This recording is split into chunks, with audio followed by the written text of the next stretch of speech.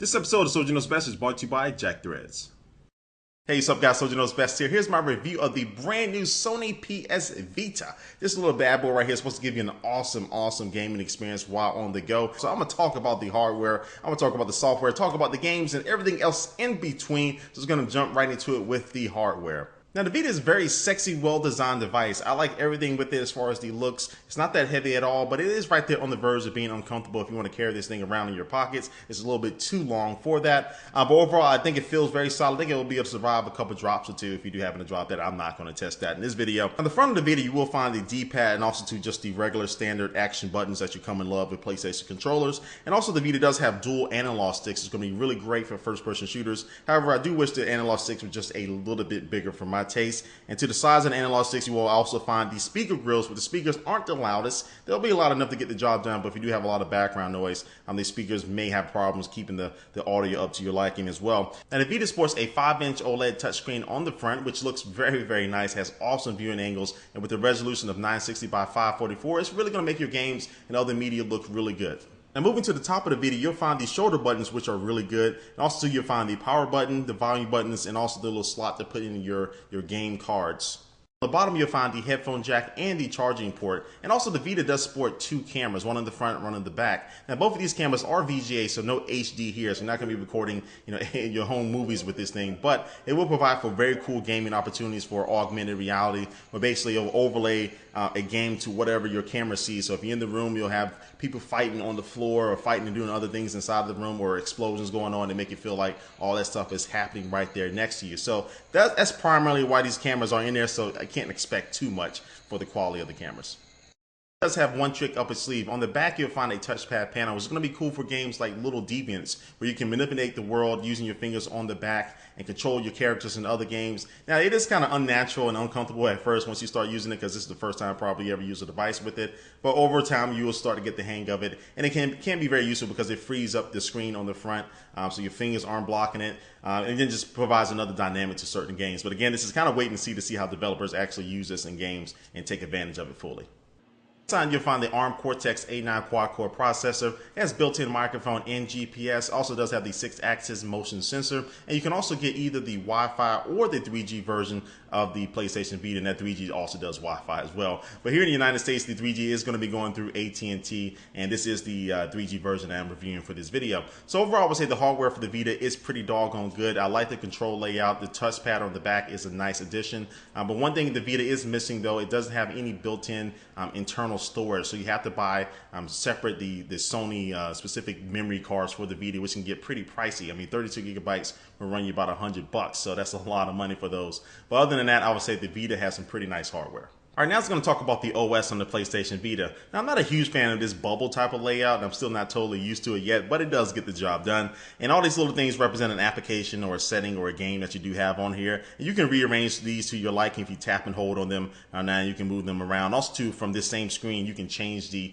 background color of the screen to a picture that you're taking with the cameras, or to one of these other predetermined images there. Now, if you slide up and down, you'll be able to access the different pages of your little bubbles there. And also, too, if you slide to the right, you'll be able to see all the open applications that you do have running. Now, if you simply want to close one of these out, you simply tap from the top right-hand corner, and it will close that out off the screen. And also, too, if you do hit the PlayStation Home button, it will bring up all the other open applications that you do have, and has a quick little access point to get back to the home screen. Now, looking at the top middle of the screen, you can also be able to see all the open applications or different games that you do have open. They each have this little icon there, which is pretty convenient. Now, in the top right-hand corner, you'll find this little bubble here, and that's going to be your notification hub, where all your notifications will show up there. So it'll let you know if people are playing nearby to you, or if you have friend requests and different things like that.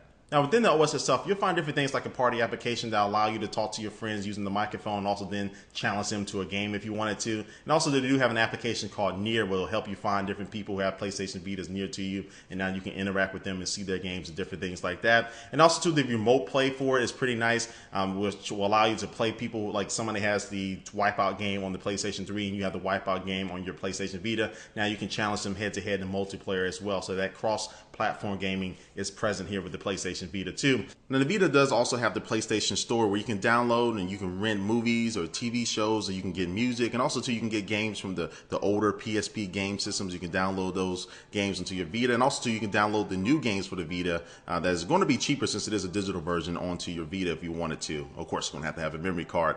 But then all this content that you do download, or if you want to get content onto your Vita, you can use the Content Media Manager. So that's its own application on the Vita itself, and plus it's something you can download whether it's for the PC or the Mac. You can download the Content Media Manager. Now you can take off and put on photos and music and videos and game saves and all that stuff as well. And now let's move on to the most important piece of this review, and yes, that is the games. How do the games stack up on the PlayStation Vita? I will say for a launch day lineup, they had an awesome lineup of games ranging from racing games to sports games to action games. They had different games like Little Deviants, which really took advantage of the touchpad on the back, Ultimate Marvel vs. Capcom 3 as far as fighting. You had racing with Wipeout 2048, and then you had Uncharted Golden Abyss, which is probably the must-have game for the Vita because it gives you a very similar experience to the same game that's on the PlayStation 3 as far as the overall gameplay. Now, Sony hinted that the PlayStation Vita will get you close to console-like graphics when they first announced the Vita about a year or two ago. So my expectations were very, very high as far as the graphics quality. Now, I will say that I'm not disappointed, but it's definitely not on the same level as the PlayStation 3. Now, Uncharted looked really awesome. I love the animations. They look very similar to what you'll find on the console. I will say the lighting effects are really awesome in that game. Then you move to a game like Wipeout 2048, which is only moving at 30 frames per second, but it really gives you a good sense of speed and just the overall level detail in that game as you're whipping around the track. It's really amazing. And then the OLED screen on this PS Vita does a really good job and does a lot of these games justice. So I will say that the graphics quality of these games are pretty solid. And again, the launch lineup was awesome, but the rest of 2012 is going to be pretty good. They have games like Killzone lined up, Call of Duty, Little Big Planet, Madden, of course, and also Ninja Gaiden is going to be coming out to it, or Ninja Gaiden, however you're supposed to say it. It's going to be coming out for the PlayStation Vita this year. However, I do have a couple issues with the Vita. One, no built-in storage. It's not a good thing. They're forcing you to buy these memory cards. I think they could have provided at least 2 gigabytes of built-in storage for game saves and things like that. So if you are planning on downloading movies and downloading games to these little memory cards for the Vita, it will get pretty pricey for you. Now, also to the analog sticks, I think they can be just a little bit bigger, but that's not a big, huge complaint. And then other than that, I would say just the loading times for some of the games. But after all that is said and done, the PlayStation Vita is a really solid gaming device, and I think it is the best portable gaming device out there for you right now. And they can continue this momentum of these games that are coming out for 2012 and beyond, and really keep these developers on here. I think the Vita is going to be something that's going to be a really good investment for people who want the best portable gaming experience while you're on the go, on the plane, or in your car, different things like that. So again, they have 3G and Wi-Fi versions. If you just want the base Wi-Fi only version, that starts at $250. And again, I think it's a really good price for this device, and I think you won't be disappointed with it. So that's my total review. But before we head out of here, guys, we're going to take one last look at our sponsor for this video. And today's sponsor is Jack Threads. Jack Threads is a nice place to get really cool clothes for a low price. And I'm talking about brands like Kid Robot, Hurley, and Stussy, where you can get watches, you can get t-shirts, get jeans, shoes, a whole bunch of stuff for a very, very low price, up to 80% off on some of the stuff, which is not a bad deal at all. But this is an invite-only club. But if you want to get in right now, you can go to jackthreads.com/SKB and start shopping and getting some good clothes. All right, thanks for watching this video, guys. Please leave a comment down below about what you think about the PlayStation Vita. How does it stack up to the DS and the 3DS and all that stuff? Anyway, guys, thanks for watching, and I will catch you later. Peace.